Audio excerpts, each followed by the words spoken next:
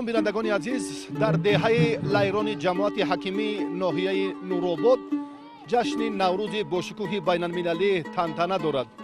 از چهره‌های گرم و صمیمی، از نگاه‌های مردان خیرت، از کودکان و طفلکانی که واقعا هم امروز پزمان قدوم شایسته و فرخنده نوروز هم برمی آید که امروز ثبات کامل در جمهوری تاجیکستان حکم فرماست و واقعا هم مردم با یک روحیه بالیده، با چهره باز، با دل پر از مهر و شفقت و صمیمیت خاصه بهر باز هم بهتر و آینده درخشان خود امروز هم کمر همت می‌بندند و دانه های امید هم در زمین کاشته می شود. نوروز هم واقعا شهامتش با ورزش و هماهنگیش با این رکن اساسی سالمگردانی خیلی خوب است و امروز هم می‌سازد گفت که با بین المللی گردیدن نوروز تاجیکان در سراسر دنیا ما رو هم اعتراف میکنند و امروز هم در یک دهه کوچک دوردست ناحیه کوهستان نورآباد واقعا هم مردم شرفمندی این منطقه عید با شکوه اجدادی را با شهامت و بزرگی و خاصه مخصوصا عنعنه‌های ملی اجدادی تنتنه دارند.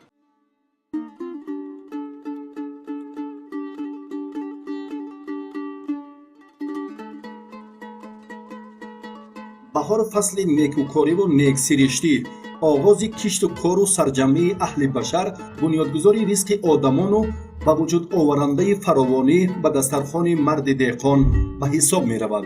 پیش از اوج سبزپوشی‌های طبیعت، ساکنان جماعت دهات حکیمی ناحیه نورآباد چاره‌بینی‌های زیادی ورزشی و فرهنگی و جمع‌آمدهای عمومی را تشکیل نمودند که در آن پیر و برنای دهه‌های گرد و اطراف جماعت گرد آمدند و از پیشواز این عید اجدادی خود شادی‌ها می‌کردند. در این روز تمام ساکنان با روحیه بالیده بر لب زمزمه سرود و ترانه‌های نوروزی به مکان برگزاری چاره‌بینی‌های عیدانه می‌آمدند.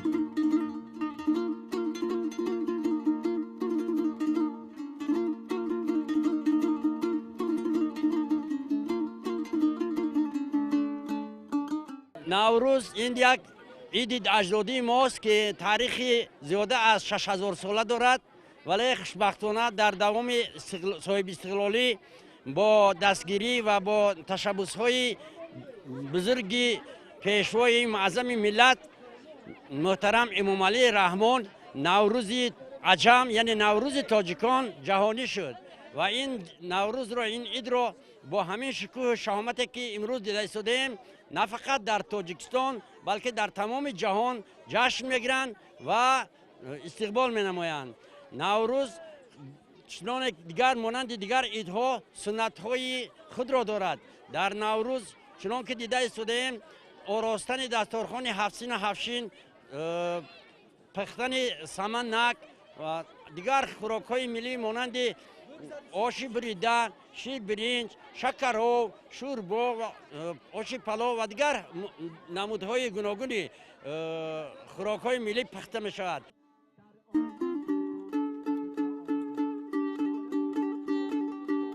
آثار نیاگان، عنعنه‌های نیک مردم تمدن آفر تاجیک و دیگر سنت‌های نوروز پررا در بزم احیای طبیعت تجسم وسیع خود را پیدا نموده بود. رمز بیدارشوی طبیعت، ایام کشت و کار، درخشانی فردای دیار، امیدواری‌های افزونی گنج و فراوانی را صحن مکتب میانه رقم 3 ناحیه نورآباد تجسم می‌نمود. آن روزی که منتظرش بودیم فرا رسید و تبسم کودکان و نورسان و خرسندی اهل دیار بار دیگر تمدن غنی و احیای عنعنه‌های سنتی مردم تاجیک را ثابت کننده بود.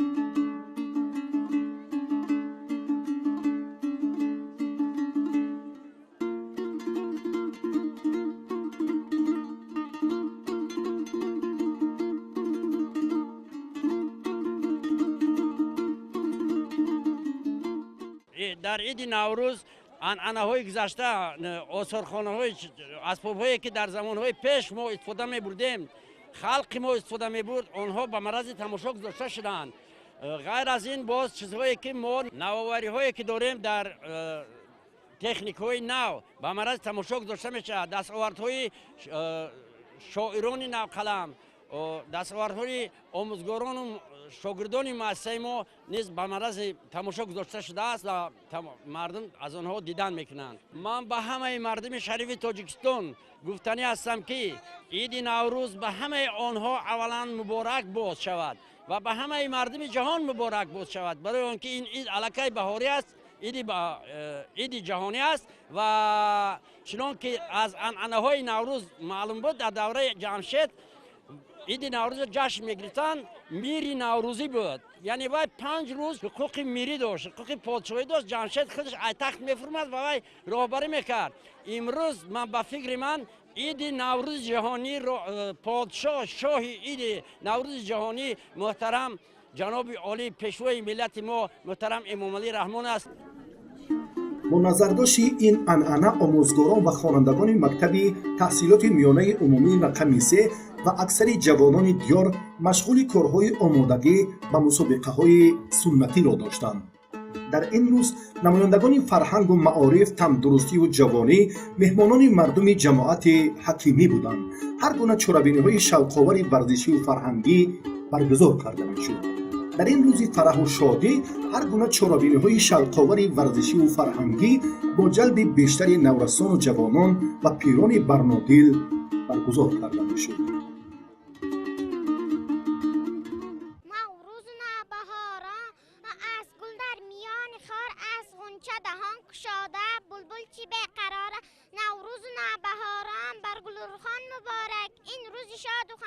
بر کودکان مبارک. نوروز نوبهارا چون موسمی گل آمد بر شاخ گل نشسته خوانش بلبل آمد. نوروز نوبهارا بر گلرخان مبارک. این روز شاد و خندان بر کودکان مبارک. بهار آمد گلی سمسم قطر آمد. به دهقان وقتی کار آمد بهاری لاله‌زر آمد. بهار آمد به نیک روزی بچین گل‌های نوروزی بی پشتاقی گلدوزی بهاری نام مبارک بود. دوستان عزیز، یک تنتنه ایدی با شکوه بهار عالم افروز در ناحیه دوردست نورآباد در جماعت حکیمی با مرام جریان دارد و واقعا هم عنعنه‌های ما آن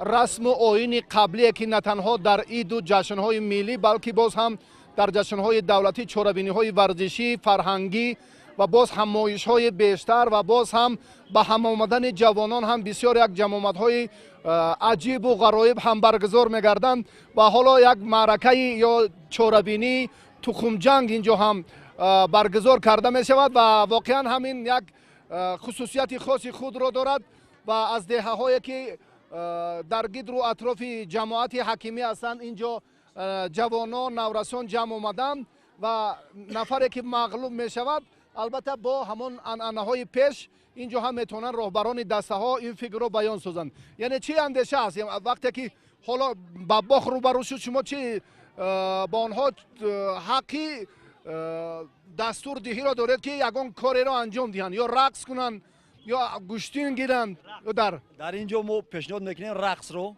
چون که جوانان بسیار با هم اومده ایستادن و همین خاطر ما میخواهیم که رقص پیشنهاد گردد.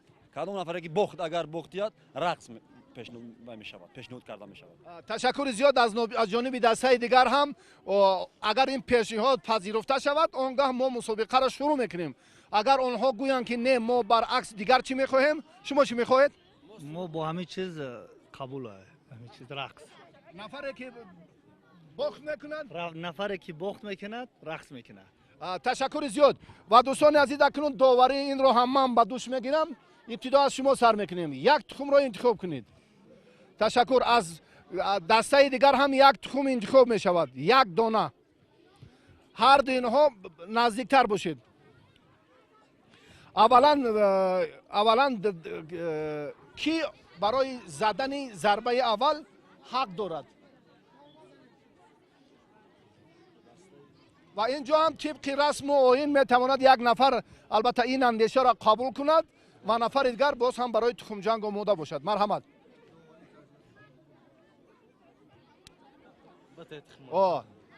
تشکر. 1-0 قرصک ما و شما سلامت باشید. اکنون از این دسته باز هم یک نفر دیگر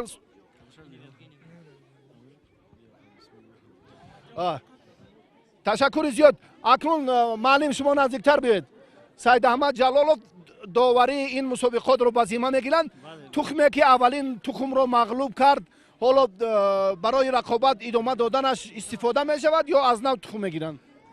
برای این بنا که یک دواری میکنیم که کسی اگر همین سنگ شر یوه اون توپا خوب می اون سنگ خوب میکنه تمام مرحبا انا اکم وای خوب میکنه توپ که میزنه تشکر. خب باز هم از دستی راست من و قرصک نتیجه برابر شد. یکی نتیجه برابر شد. از کدوم دهه؟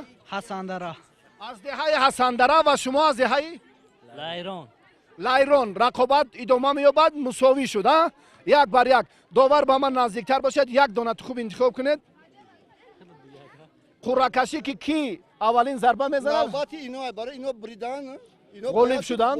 با خوب کنه توپا ایش یا خوب میکنه وای میزنه برابری اکنون در اینجا دیگه قرعه‌کشی نیست طبق آیین.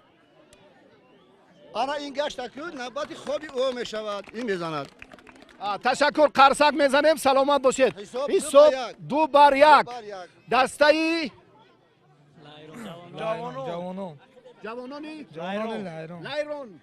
نتیجه دو بر یک است. دو بر یک پنج تخم استفاده می شود. شما این رو بر علا میدونید. نفر دیگر میاد.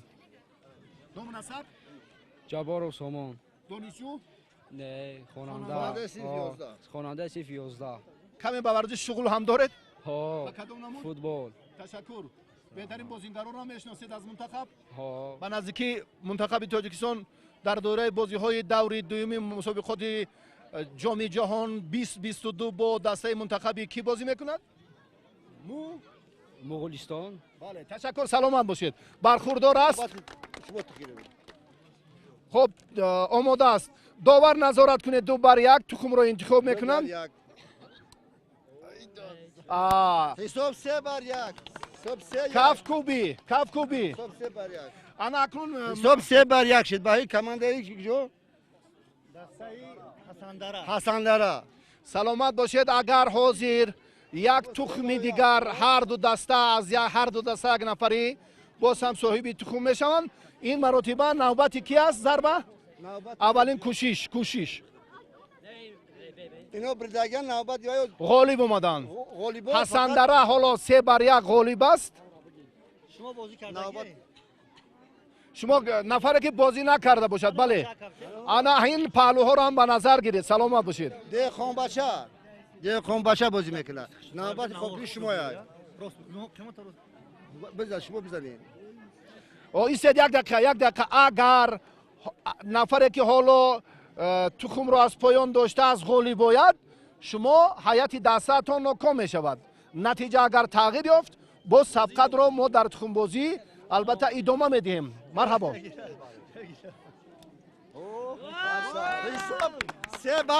حساب سه بر دو با فایده کمانده ای حسندره 3 بر 2 و به نفع دسته اینها سه بر دو زایرون 3 بر 2. بله اینها نتیجه رو دو بر 3 کردن. بیا من خودم میگیرم استادی عزیز ما قای سعید و بیا بازی می‌کنیم با همین جنبه است. از هر دو دسته کاپیتان دسته ها اگر به شرط کمانده غالی برایت حساب 4-2 میشود. نه که اگر این کمانده غالی حساب 3 بر 3 میشه آخرون شبات میگیرم. فینال بگذار. حساب 3 بر 3 آخرون تخم از هر دو دسته یک نفری تخمی آخرین رو میگیرند. نه این در این وای تخمی نه آقای سعید احمد نه شما گرفتید. آخرین کوشش نتیجه مساوی است. کسی اگر ببرد غلبه به همون کمانده آخرون مغلوب رقص میکنه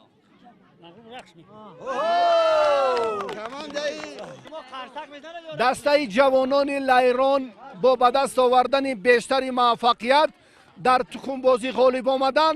شرط چی بود؟ در نوروز دسته ناکام طبق طلبات انا همین مسابقه عنعنوی یا یک لحظه و حالت خیلی جالب و غرایب عید نوروز است.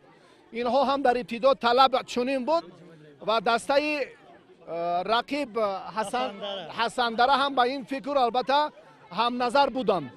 حالا اکنون در اجرای دسته ناکام ما یک لحظه موسیقی را با هم تماشا میکنیم.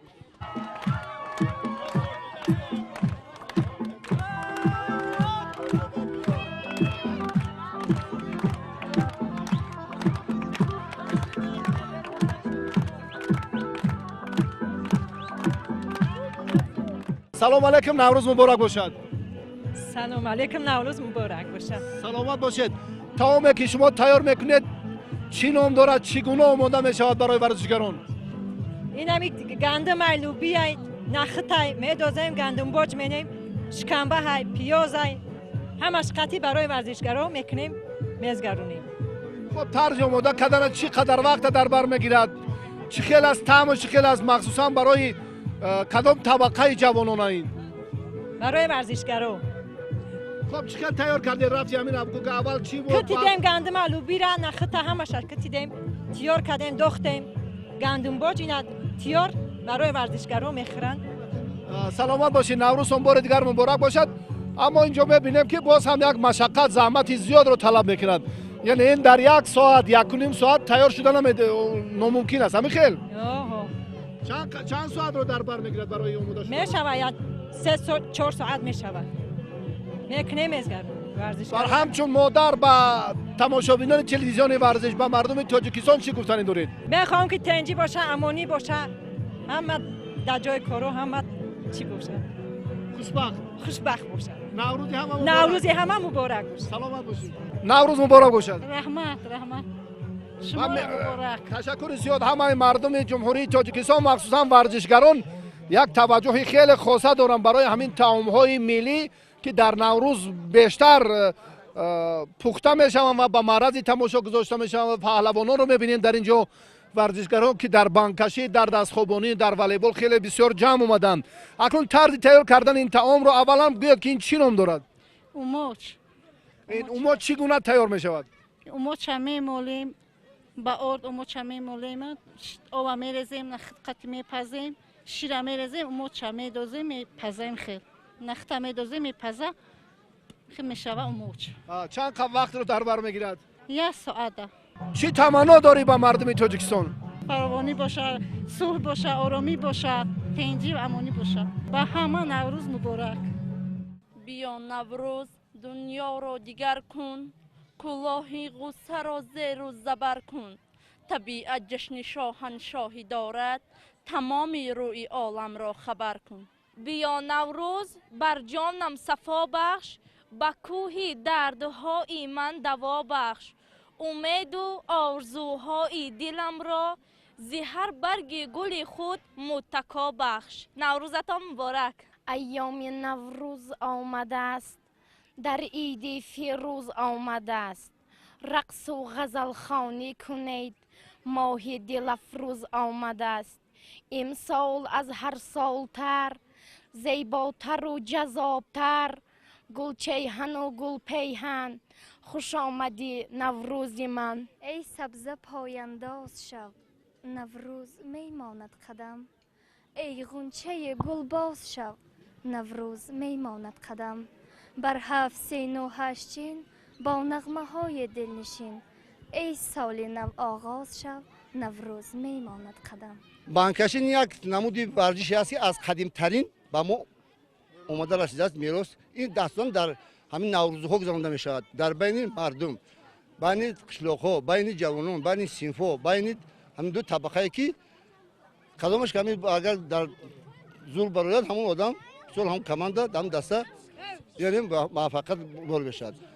نتیجه چی نشون داد؟ نتیجه نشون داد که بین دو دسته نتیجه ما گذراندیم 5 نفره، دو دسته 5 نفره، دو دسته 10 نفره. یکی از کماندا غالی میشه. این ورزش همین است که باید یک کماندا یک دسته غالی براید. برای با غالیبان ما توفات این میکنیم. تنها امروز بسیار شخص بلند گذاشت که تمام مقامات اشتراک کردن. فرح و شادی و بریده خاطری اهل دهه را حد و کنار نبود. خرسندی کودکان و نورسان دهه و قرائت ترانه و شعرهای زیاد در وصف بهار و نوروز عجم، اینچنین نمایش هفسین و هفشین از زمره بخش‌های اساسی چرابینی عمومی فرهنگی در ناحیه نورآباد به حساب می‌رفت.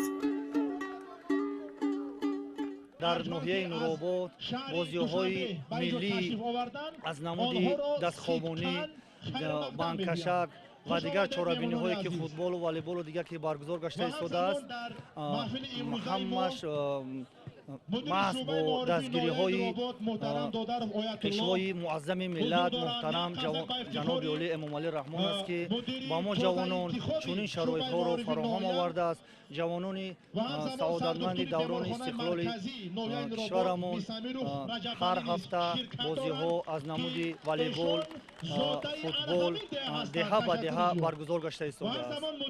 در خصوص تنتنه نوروز امروز چی گفتنی است؟ درباره نوروز بین المللی که ما آمادگی جوانان ناحیه نورآباد آمادگی خوب دیدن. در پیش گشتینگ‌های ملی از نمود گشتینگ‌های ملی برگزار می‌گردد در هر جماعت و دهه و محله‌ها.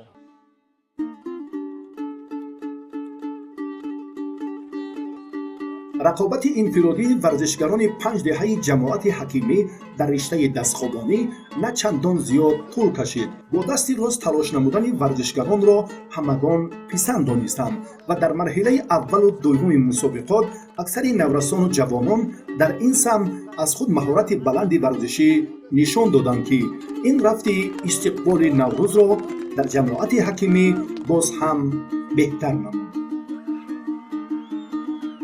همه مردمی در حکمی رو بر این جشن نوروزشون تماشابینان تلویزیون ورزش رو تبریک و تن صحتی خانوادگی رو آرزومند هستم. بگذار که هر یک جوانی ما جوانان خیلی دمی خیلی چرابینی‌های ورزشی دستخواب کنه، از آن جمله والیبال اینو اشتراک کرده صاحب جایزه‌های خوب گردیم و همه چیزو آرزومند هستیم. با همه جوانان ما حکومت خود هستن که چون ورزش‌ها رو مثال آبرومند باشند. هر یک اونها رو من تبریک میگم و صاحب جایزه‌های خوب هم نیز بگردم. از 14 جفتی به میدان رقابت آمده تنها یک جفتی آخر برای موقع خود در مرحله نهایی مسابقه ادامه اشتباه نمود که نتیجه آن از جانب داوران به انابت گرفته نشد. دیگر اکثر اشتراکیانی که به غلبه نائل شدند سزاوار انعام‌های افتخاری و تحفه‌های ارزنده ادامه گردیدند.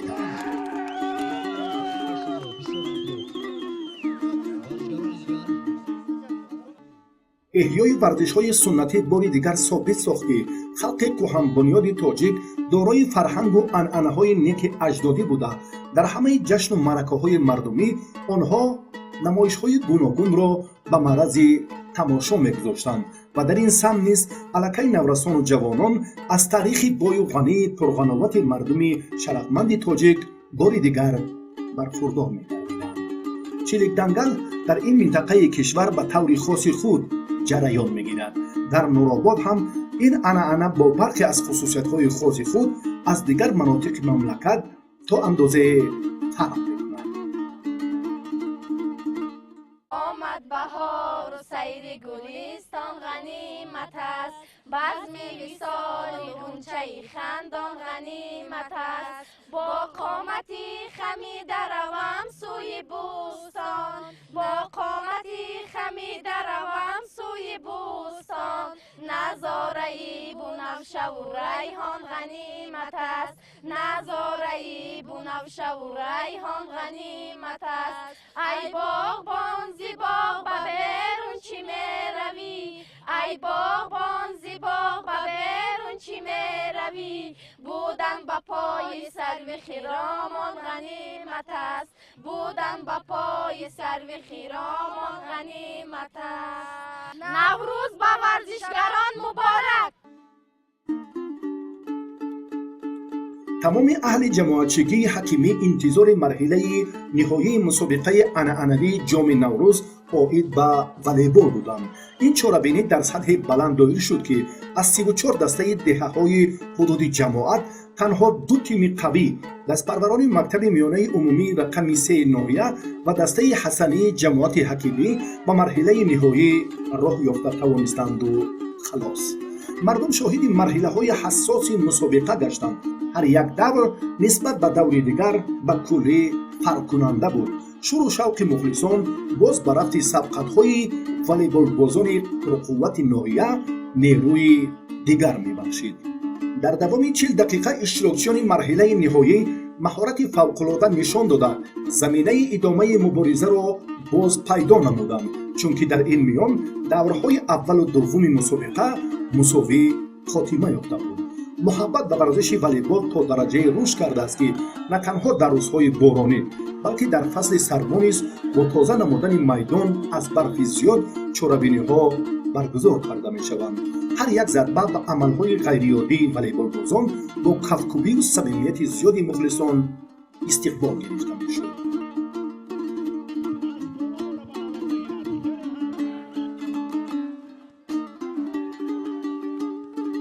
дар ҷараёни вохӯрӣ хонандагони муассисаи давлатии мактаби таҳсилоти миёнаи умумии рақами 3 бо дастаи ҳасандара дар марҳилаи охирини мусобиқа дидор анҷом доданд ки ин рақобат шиддати майдондориҳои дигари варзишгаронро боз дучанд тез омид.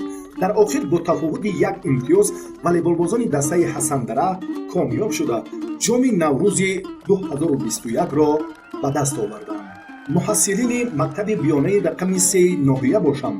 сазовори ҷои дуюм ва варзишгарони деҳаи Алигалавон мақоми 3-юмро ишғол намуданд. ҳамаи ғолибон дар фазои тантанавии идона ба тӯҳфаву мукофотҳои хотиравӣ сарфароз гардиданд.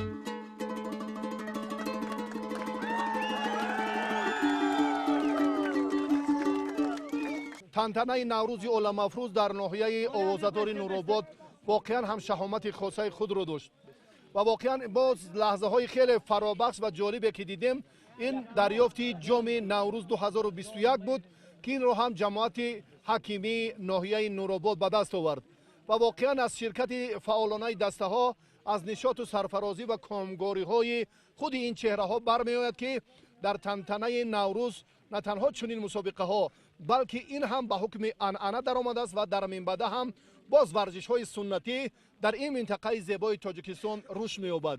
ба кулли варзишгарон ва бинандагони телевизиони варзиш Наврӯзи байналмилалиро табрик мегӯем ва бахту саодату сарфарозиро ба ҳамаи шумо таманно дорем ва бо ҳамин анъанаҳои суннатӣ ва тантанаҳои Наврӯзи ҷамоати ҳакимии ноҳияи Нуробод хотима ёфт ва ба боронии зиёд ва шиддати